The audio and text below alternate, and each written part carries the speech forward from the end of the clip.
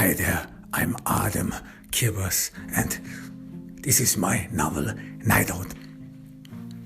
The next on my list of this investigation was that I wanted to have a look into Ellie Fauner's working place, because so far I have gotten the impression that Ellie Fauner was probably a snob, that she was superficial, and this plays in a way in our profile how we can find her murderer. Because if Ellie was a snob, if she was superficial, then most likely she edged on some people. See, she probably snagged on them, or she met some people along the way who could not bear being around her, or who could not accept and go along with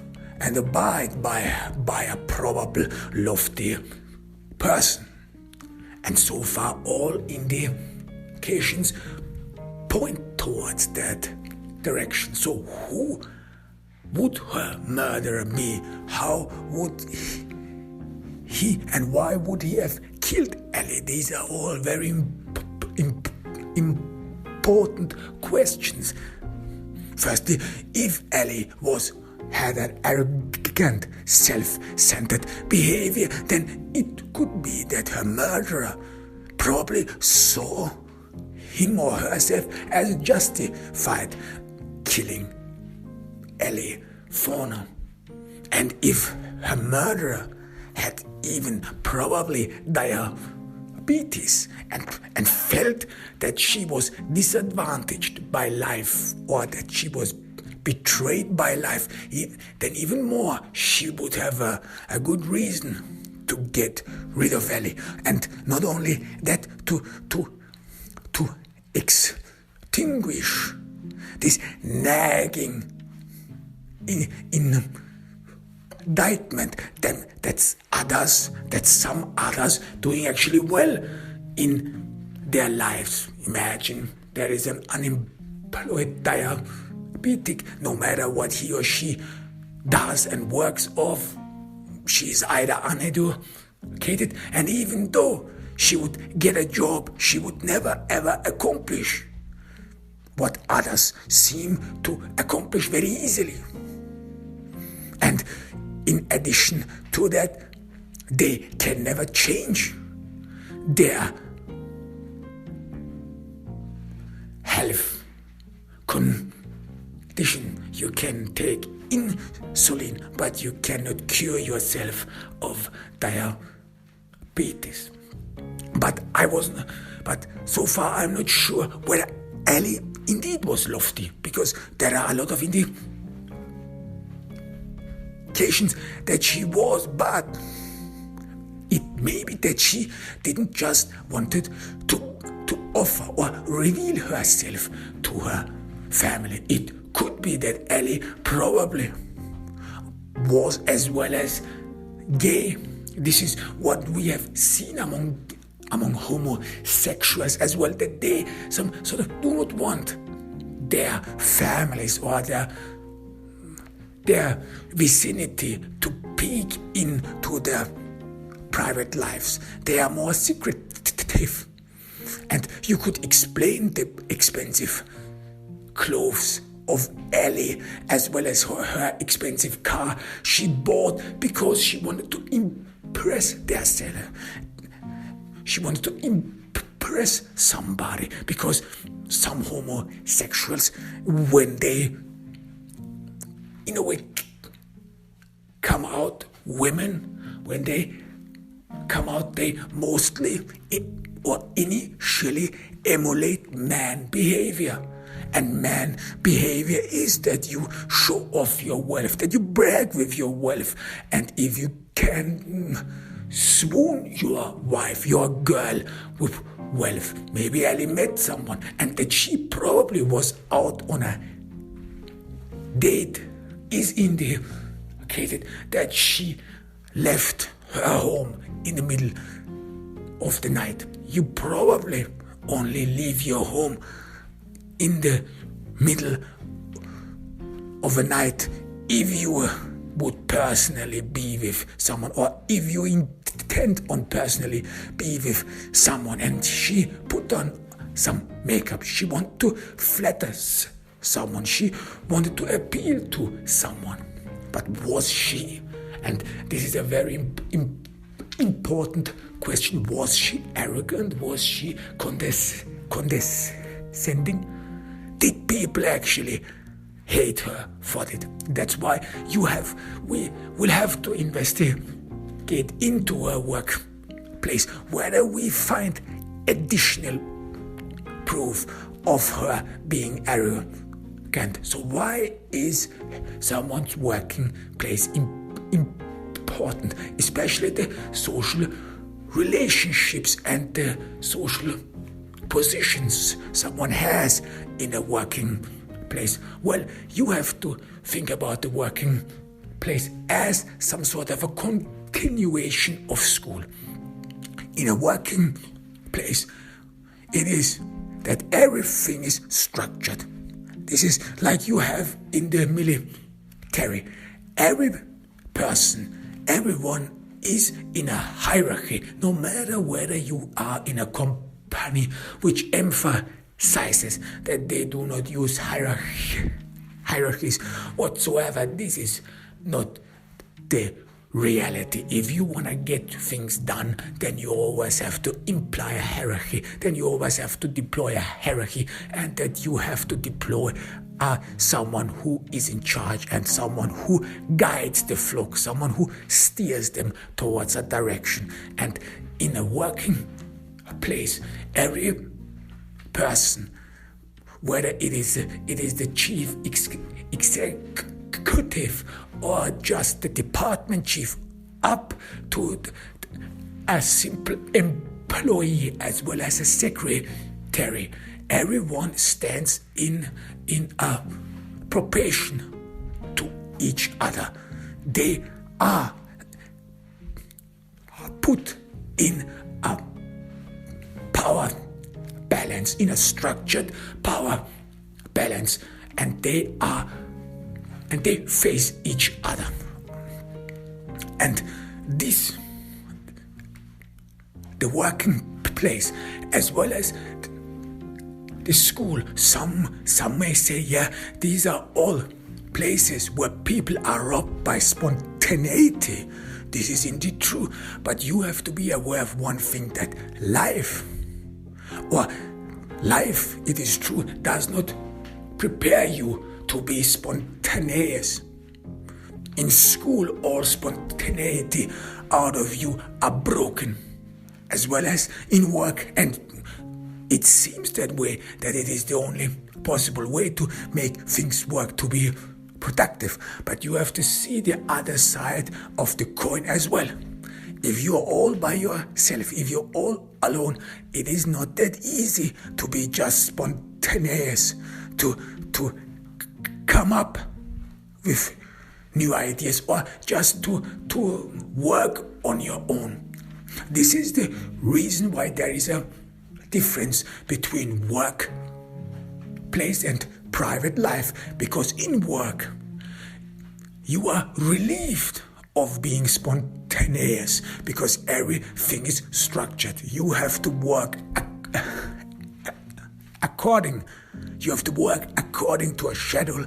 You have to work through years and decades of knowledge, of experience. You do not bring in new ideas, and even there someone comes along who brings along new ideas, they are always fitted into the already existing frame. And the already existing frame in a workplace as well as in a school is productivity. How you can produce results very fast and efficiently. This is what a working place is, and this is, if you want, the culmination of all these years you spent in school. And it is some for some, a working place may be something very oppressive. Indeed, it may be exhausting to work from 9 to 5, to work according to a schedule, to work in an environment that is through and through structured, so that nothing or almost nothing is left to chance, even creativity. Even though if you assume that in order to be creative, you have to have some space, you have to have some special room and so on. No, that you can work your creativity on cue, that you can bring your abilities to paper or to a canvas, whatever you want, in order that you're able to work on cue. You have been trained that way already in school. All these years in school was one lesson through all these exams, through all these term papers and so on, that you can work on cue, that you can bring your abilities on paper and this on cue. And in a working place, you are, if you want, somehow relieved to think for your own. Everything is structured, even though it may be oppressive. Without those structures, you have to think for your own. You would be lost in that sense, and some feared it. Many actually feared it. Especially, we have all the data of people who became unemployed, how they mentally suffer from it, because their life doesn't seem to have any structures anymore, because they fell out of this structure. And the structure, even though it may be boring and even though it may be exhausting, the structure in the workplace gives you a meaning in your life. And in this structure, you just have to work. That's why there is some sort of a personal ego, if you want. You have some sort of a face or mask you wear in this structure, where you can work, where your personal affinities and proclivities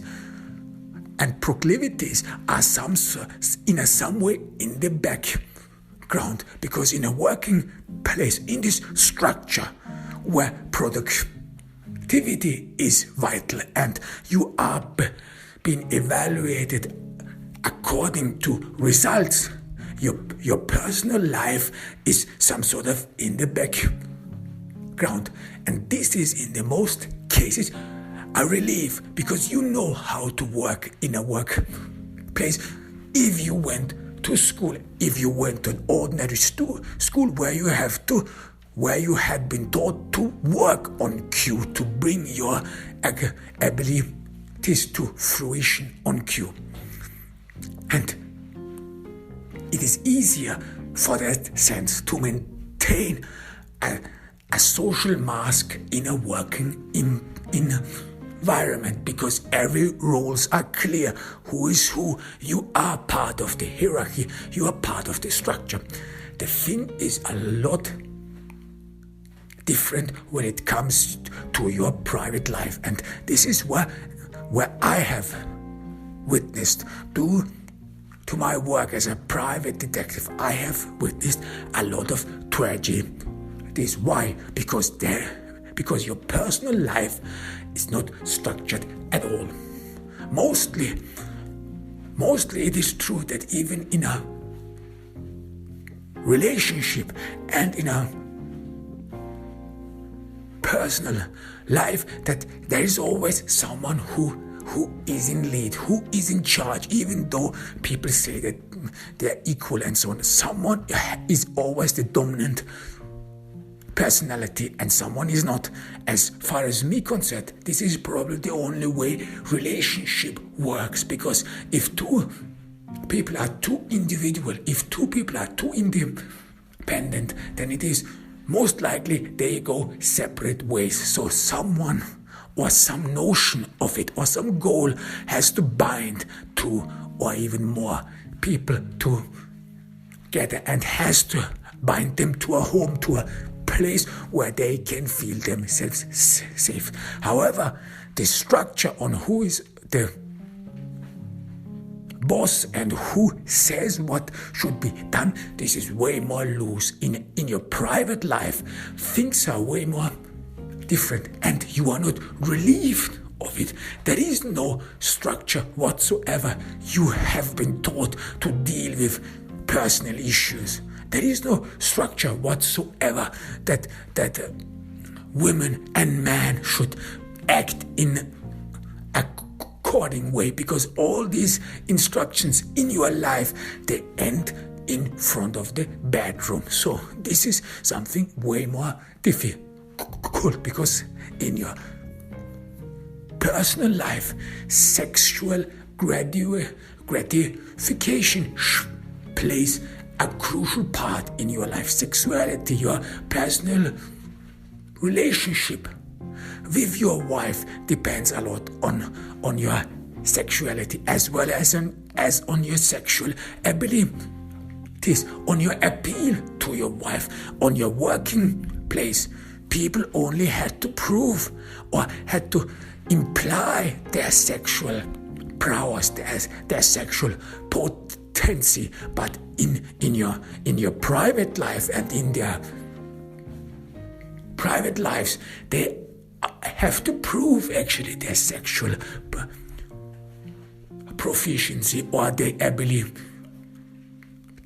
whatsoever. This is a whole lot different, because in your personal life you're way more exposed to whims. You are, in a way, and this is some of our society as well as many of my clients feel and perceive themselves, that in their personal lives they are mostly reduced to their physical appearances. Men to their penises and women to their vaginas, and whether they can induce pleasure to their partners or not, or whether they are the man or the woman of their partners and so on. So this plays a crucial part that we analyze in these two areas. It could be, and that if Ellie's public persona, the mask she was perceived in public, differs a lot from a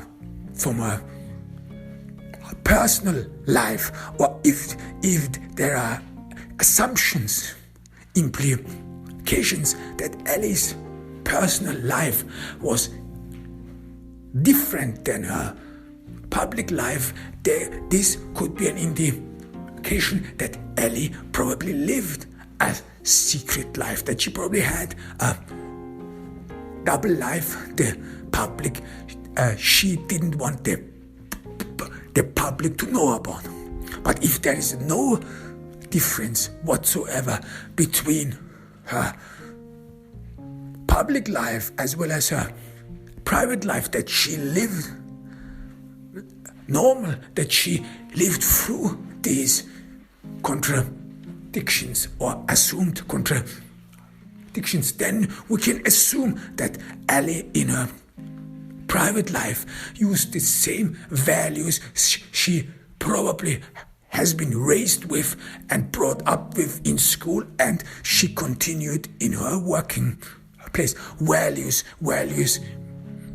meaning values, what we put emphasis on, what we consider as achievable, what we assume is something you show off, that you are active, that you work, that you have a good job, that you're well situated. These are all stuff which we value, because if you work, if you earn money whatsoever, you want to in a way or another show everyone that you work, that you have accomplished something, that you have a college degree whatsoever. These are all things people like to brag about, and people have the right to brag about. If you went to college, of course, you are one of the few who had the chance to go to college and you succeeded,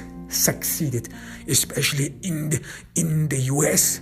In the US, you have to be smart to get into college. This is not like in Europe, where most of the people have free access into a university.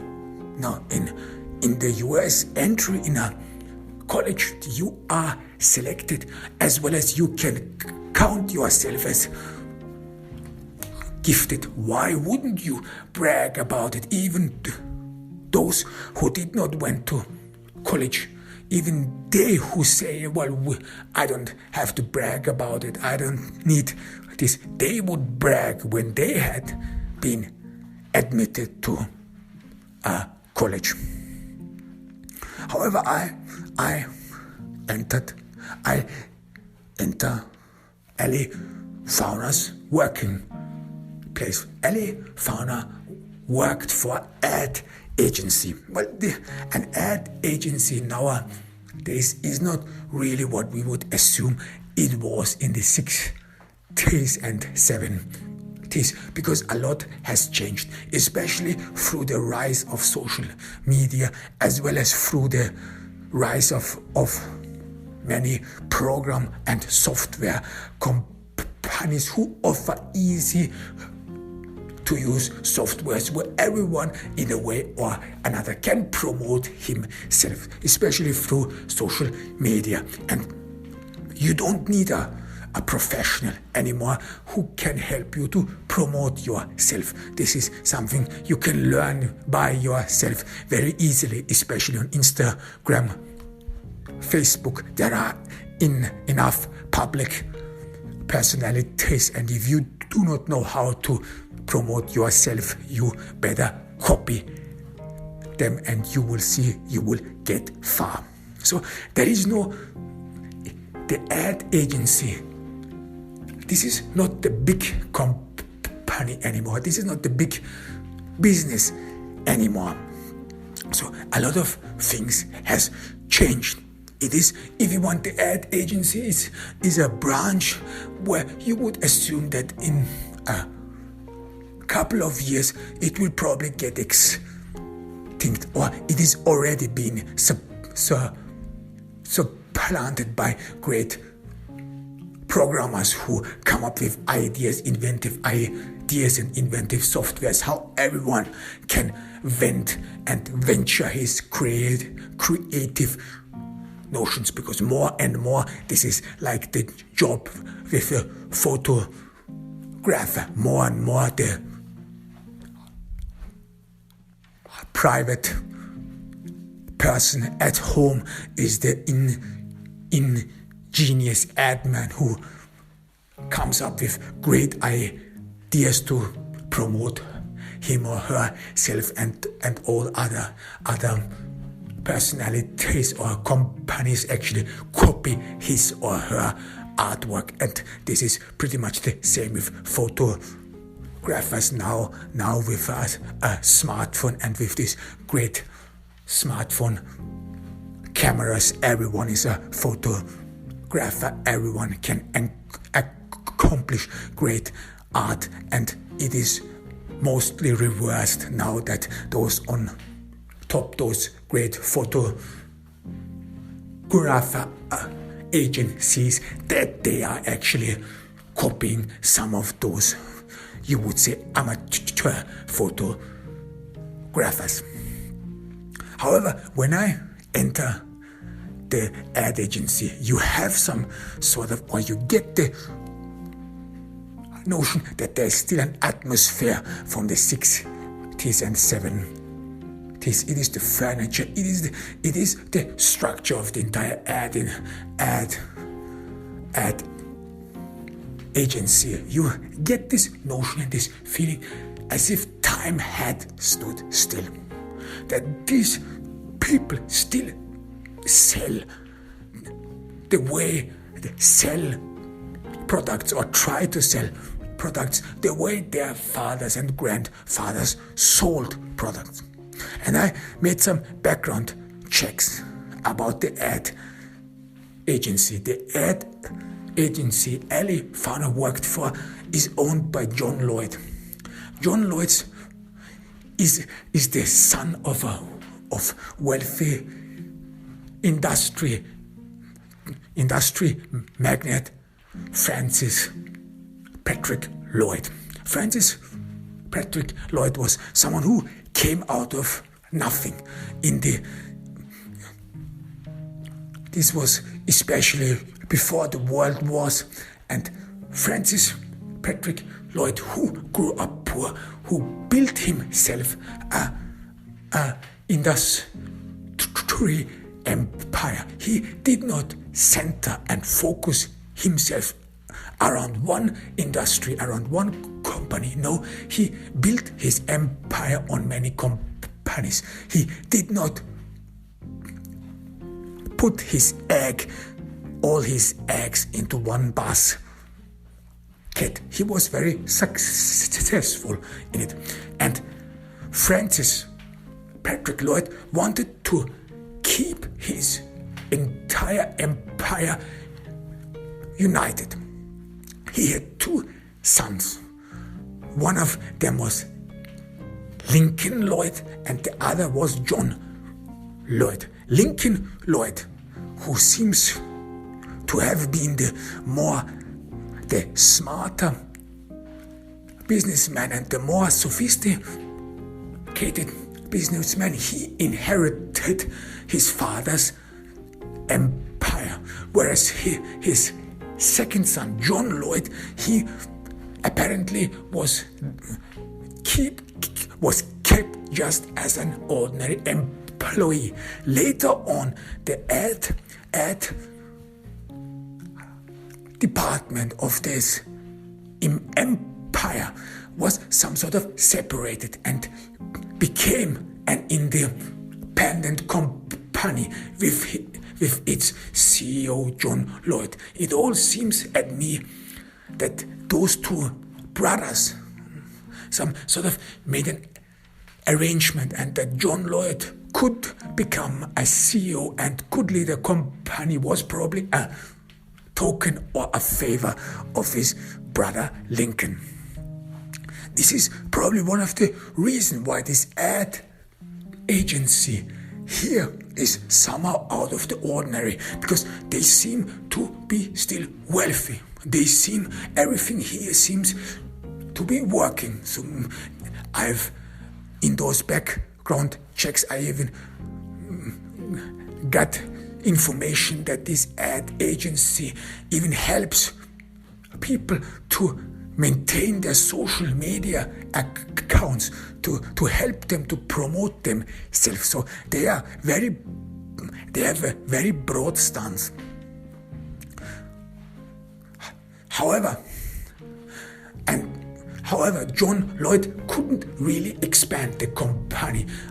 John Lloyd pretty much took over his father's and his brother's clients, and despite the fact that the ad agency is in a way an independent company, yet still it overall majority of tasks and work goals is aimed at his brother's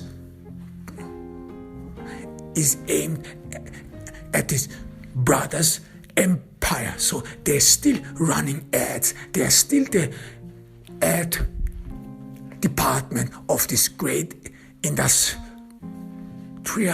industry empire, which his father Francis Patrick Lloyd built. So they are still a part of it.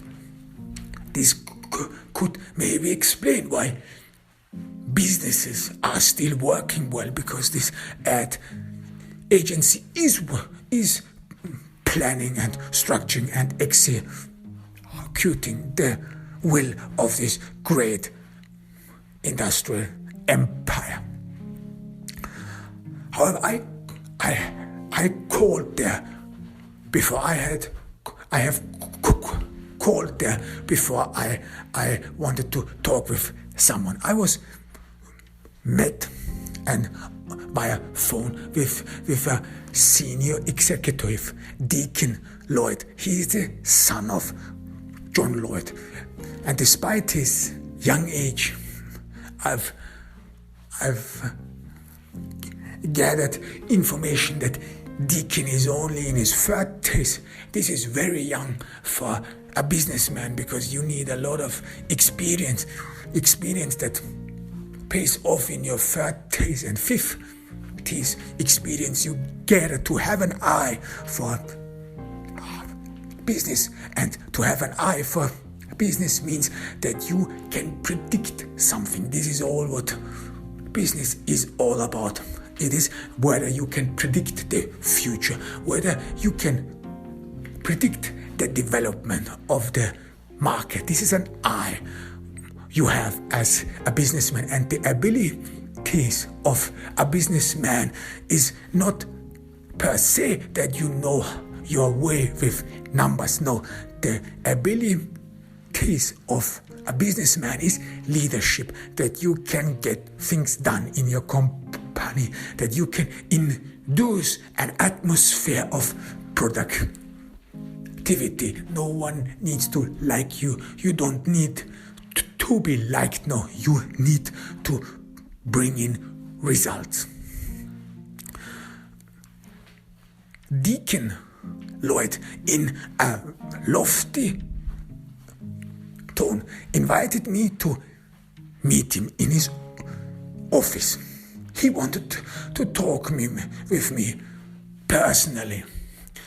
He said to me, before you talk to someone else, I want you to talk to me first.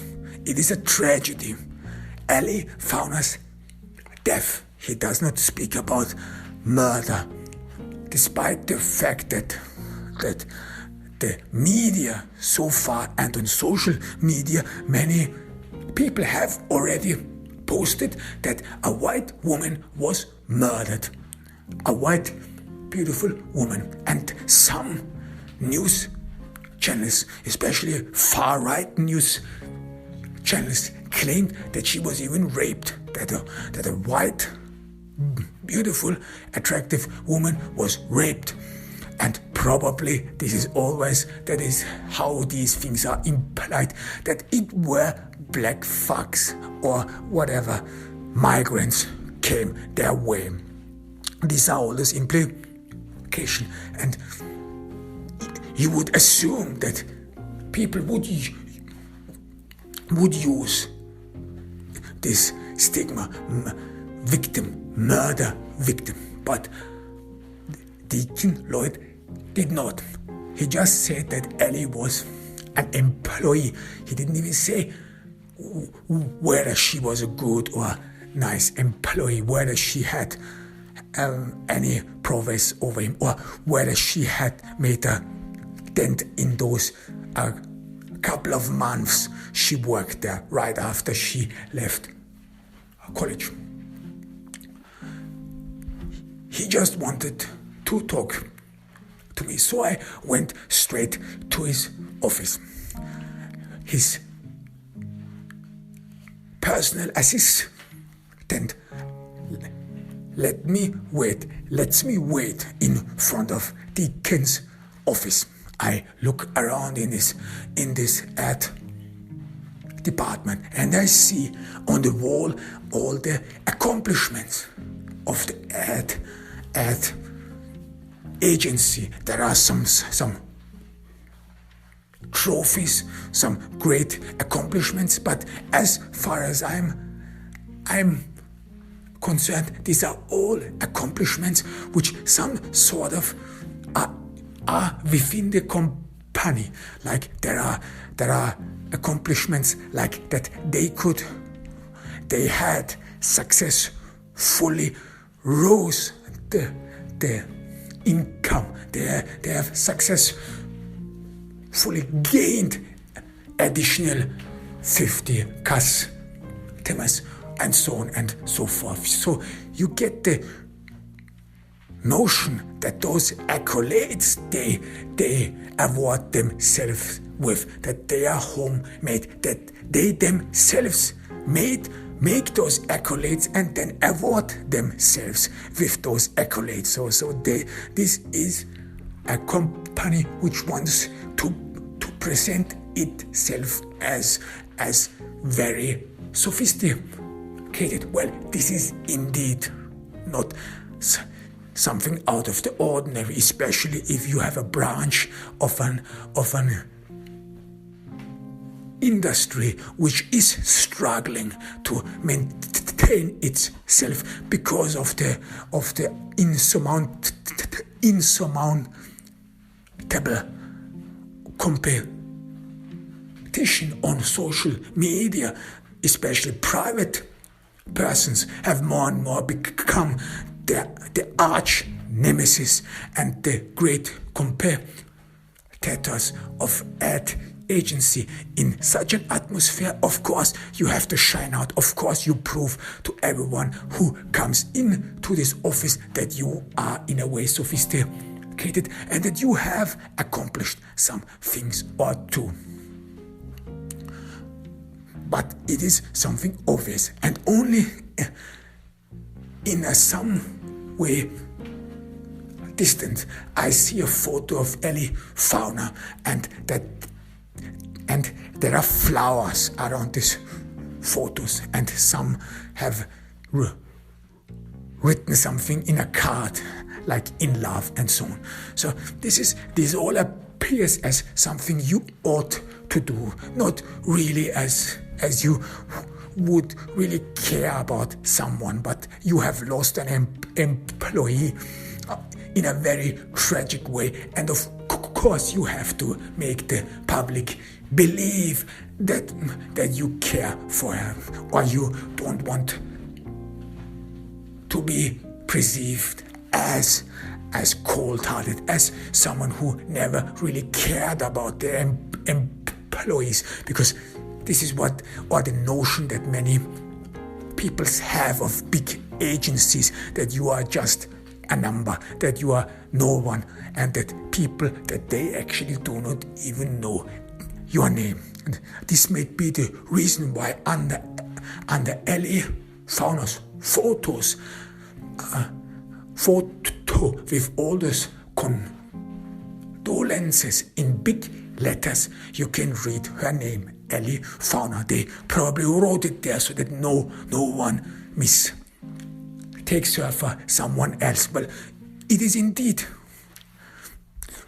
understandable that not everyone knew Ellie Fauna by name. She worked there only a couple of months, and it takes time to be known in a big agency, especially if you're a woman. Women, we know, are mostly reduced to their physical appearances, and they are mostly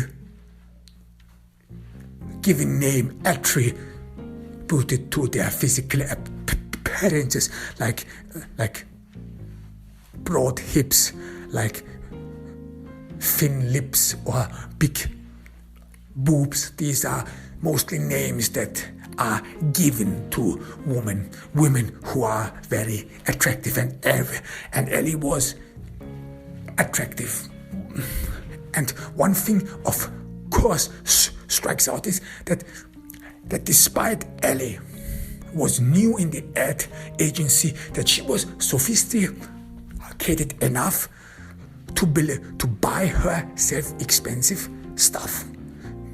She either believed in her abilities as an ad woman, or she had other means, other different cause of trust in her future, because she could have lost the job as well. You are new in a company and that it does not work out. This is what we normally assume, and then you have been fired or asked to leave. Yet Ellie did not assume something like that, or at least her lifestyle does not assume that she felt fear, or that she was fearful that she could be dismissed. Maybe she trusted her appearance, because no matter what everyone say, no matter what, that you should be humble and even beautiful. People who are humble and don't want to be reduced to their physical appearance, especially women. Women don't want to be reduced to their physical appearance, yet they know they are beautiful. And it could be that Ellie assumed that she would never be fired because of her beautiful appearance, because she got the notion and perceived that man like to be around her. After a while, I am led into Deacon Lloyd's office. He's sitting when I enter his office. He pretends that he would be writing something on his desk. Files out of order. Some are in a heaps, some are in a disarray. This looks like chaos to me. And no matter what you do, if you are a businessman, you never ever want anyone to believe that your company is in totally disarray.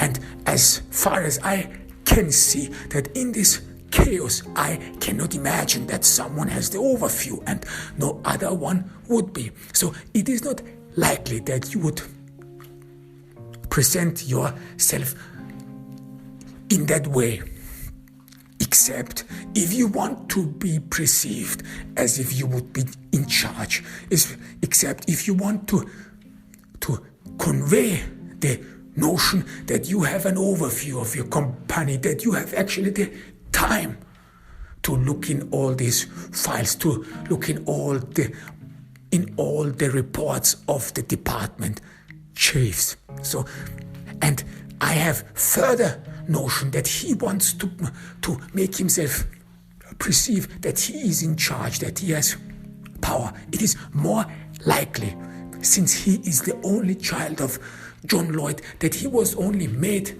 very early on a senior executive because he is the son of the chief, and not because he has abilities or any prowess.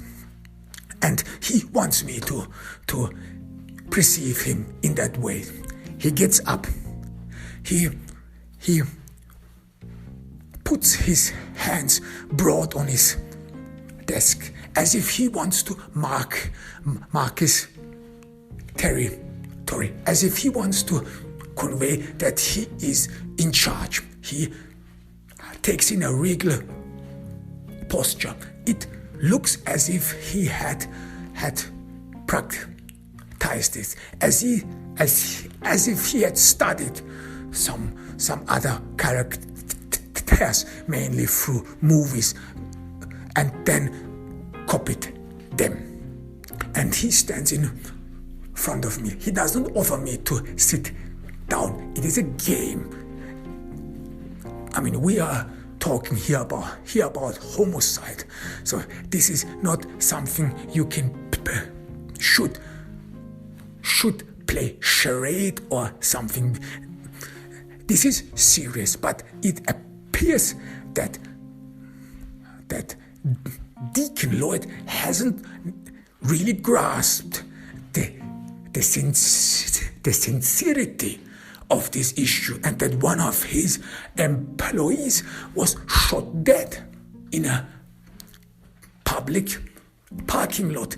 Even the thought of it would be a tragedy. And you have to always think that if an employee of your company is killed, it could be maybe that people want to get to you. Ellie was an attractive woman. Why would anyone kill her? Maybe something was wrong in their company in the first place, but nothing of it of Deacon. He just stands there. I greet him. I greet him cordially. I want to break the ice. Therefore, I stretch out my hand. This means that he has to break off this broad stance, this regal stance he has taken in, so that he has to leave his rigid stiffness to meet my hand, to reach out my hand. I emphasize that I'm a detective, and that I investigate into a homicide. This is very important. I want to get his full attention. This is a homicide investigation. This is no joke. You cannot study in some stances of power and some words or whatsoever. This is a whole lot different. This is serious. And I hope that in his mind things like death row or long prison sentence appear, especially if you hamper with the investigation. And I see immediately that his composure changes. He takes in a different body posture. He seems to be lost. He didn't train and practice for this probable outcome. He looks around in his desk on the chaos. Probably he realizes that it does not look good, that on his desk one sees chaos, and that he should have thought about it better. And if you want to be considered a serious boss or a serious head of a department, you always want to appear. You always want to appear as if you would be in charge, and as you would know everything that works and happens in your company. I ask him about Ellie Fauner. I want to keep this conversation going while I have him. This is something you have to strike the iron while it is hot. So he is already on his back feet, and I want to push him into the ropes. I'm here about Ellie Fauner. She was an employee of yours, and she was killed tragically.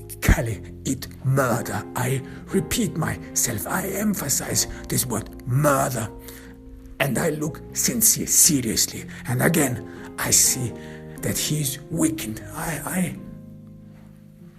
got him. He thinks a couple of seconds, and then he says, of course, she didn't work here for long. He is uncomfortable. I see that he is good looking, and I assume that he probably is being considered attractive, as well as some women employees crave for him, because he is the son of the boss. He will one day inherit all this agency. He has some authority, and authority is like a magnet. It attracts others. It attracts attractive women. He's thoughtful. Yeah, Ellie worked here. He tells me, what's your impression? What was your impression of her? What was she like? He thinks for a while. He looks down on his desk like someone who had not prepared himself for this, for such an investigation. And in his facial expression, I see some sort of regret. Well, he should have prepared for this interrogation better. So his eyes try to search something on his chaotic desk, but he can't find anything. Then he looks up at me, says, yeah, she was ordinary. She was ordinary. She was average, but she was like a secretary. But I was not happy with her. You can hear that he's searching for words. He wants to say the right thing. This always happens. This always happens when people talk to the police. They wanna say the right thing. They don't wanna incriminate themselves. You don't wanna drawl out things unnecessarily. You wanna be concise. This is a smart thing. But as well as many always make the mistake. They say too much because they want to ensure that we as the law enforcement perceive them as innocent, or in other parts that we law enforcement perceive them some sort of an ally of a good citizen. This actually happens a lot when you talk with normal civilians. They try to impress you in that sense that they want to prove you that they are ordinary law-abiding citizens, and that you in a way should be thankful for them. Why you? Because you as a law enforcement, according to these people, represent the state. And the state for some is like a father. This is something this notion is something people have inherited from religion. God, the Almighty Father, Jesus, the Almighty Father, who has no time whatsoever for his children, who cannot be around his children, who has other things to do, who has more important things to do. But occasionally it happens that the Father, the far away Father, the beyond your reach Father, happens to be around, and then he takes special attention in you, and then you want to prove that you are worth his love, that you are worth his attention. A lot of movies in Hollywood are about this theme, about this paradigm, and you see these things and meet these things a lot if you are law enforcement and as well as a private detective. The first thing people will confront you with is that they are good people, that they are honest and decent people, that they are law-abiding citizens, and that you should be thankful for them, or that you can consider them in a way or another as your ally, and so on. And I see that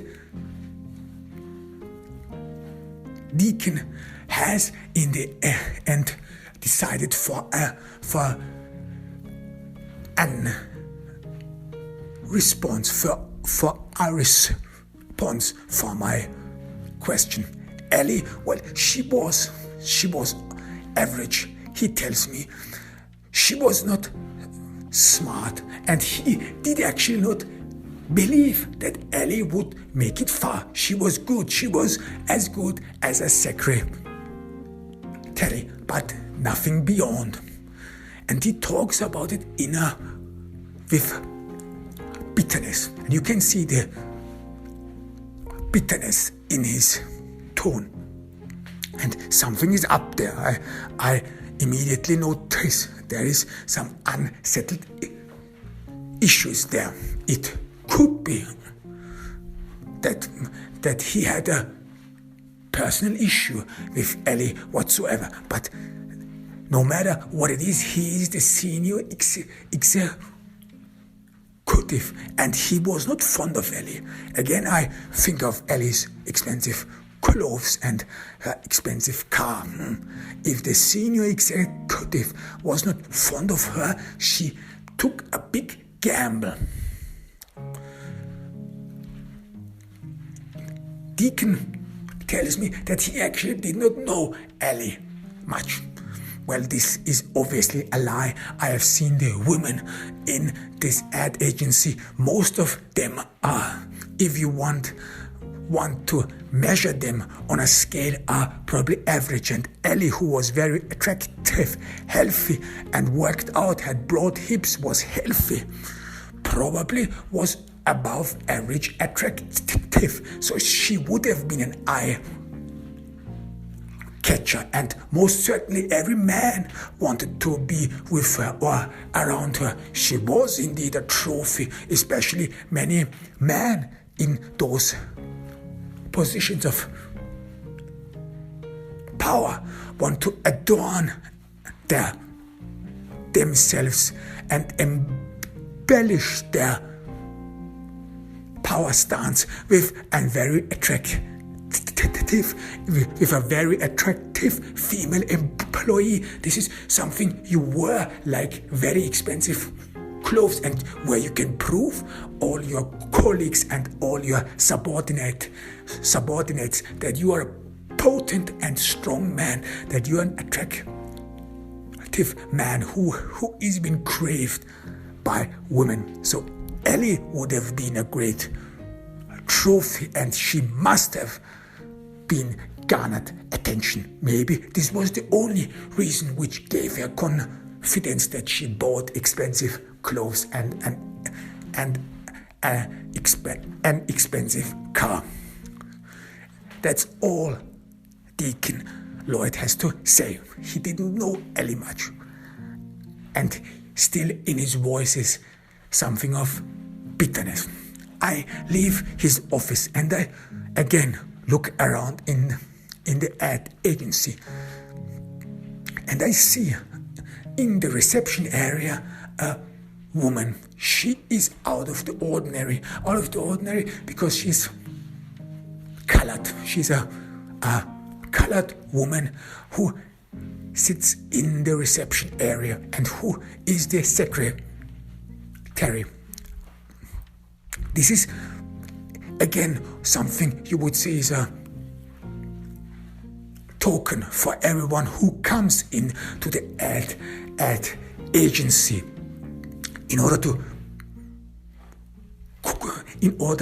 convey the notion that this ad industry or the ad agency is some sort of international, that they not only want to appear international and with worldview, no, they as well as want to appear as if they would have the notion of the world. So a lot of things have changed through when our ancestors tried to convey the self-image that they would know things about the world or not. Then you would all, in the past, you would more and more brag about you having been there. There are some places that you have traveled the world, but nowadays to be for a person of the world, to be a person of knowledge and who has a perspective of the world, comes with you having migrant